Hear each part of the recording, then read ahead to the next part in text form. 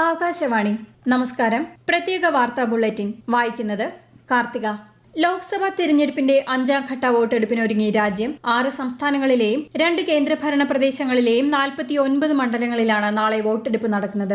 ഉത്തർപ്രദേശിൽ 14, മഹാരാഷ്ട്രയിൽ 13, പശ്ചിമ ബംഗാളിൽ 7, ബീഹാറിലും ഒഡീഷയിലും 5 വീതം, ഝാർഖണ്ഡിൽ 3, ജമ്മുകാശ്മീരിലും ലഡാക്കിലും ഓരോ സീറ്റും വീതമാണ് നാളെ ജനവിധി തേടുന്നത്. ബിജെപിയുടെ മുതിർന്ന നേതാക്കളായ രാജ്നാഥ് സിംഗ്, സ്മൃതി ഇറാനി, പീയൂഷ് ഗോയൽ, കോൺഗ്രസ് നേതാവ് രാഹുൽ ഗാന്ധി, INCയുടെ KL ശർമ്മ, NCയുടെ ഒമർ അബ്ദുള്ള, LJPയുടെ ചിരാഗ് പാസ്വാൻ എന്നിവരാണ് ഈ ഘട്ടത്തിലെ പ്രമുഖ സ്ഥാനാർത്ഥികൾ.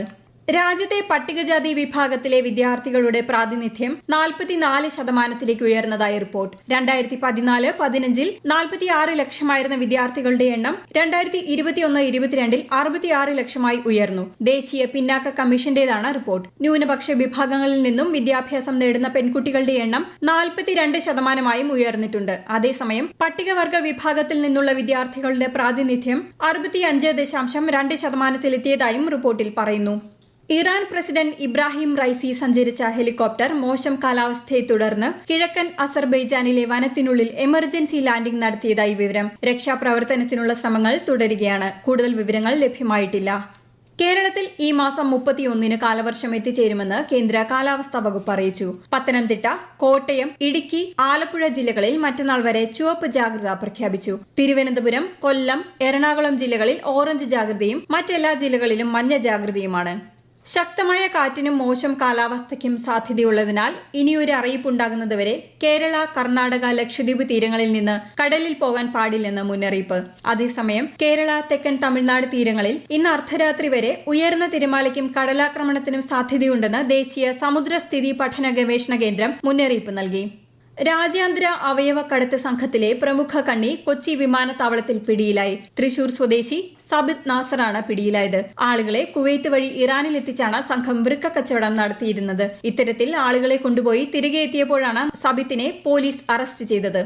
ബിലീവേഴ്സ് ഈസ്റ്റേൺ ചർച്ച് പരമാധ്യക്ഷൻ മൊറാൻ മോർ അത്തനേഷ്യസ് യോഹാന്റെ സംസ്കാര ചടങ്ങുകൾ മറ്റന്നാൾ തിരുവല്ലയിൽ നടക്കും. ഭൗതിക ശരീരം വിലാപയാത്രയായി Thiruvalla Niranam Saint Thomas Believers Eastern ചർച്ചിലെത്തിച്ചു. ഇടവമാസ പൂജകൾ പൂർത്തിയാക്കി ശബരിമല ക്ഷേത്രനട ഇന്ന് രാത്രി അടയ്ക്കും. പ്രതിഷ്ഠാ ദിനമായ ഇന്ന് സന്നിധാനത്ത് തന്ത്രി കണ്ഠരര് മഹേഷ് മോഹനരുടെ മുഖ്യ കാർമ്മികത്വത്തിൽ ഉച്ചയ്ക്ക് സഹസ്ര കലശാഭിഷേകം നടന്നു. പ്രതികൂല കാലാവസ്ഥയിലും സന്നിധാനത്ത് നല്ല തിരക്കാണ് അനുഭവപ്പെടുന്നത്.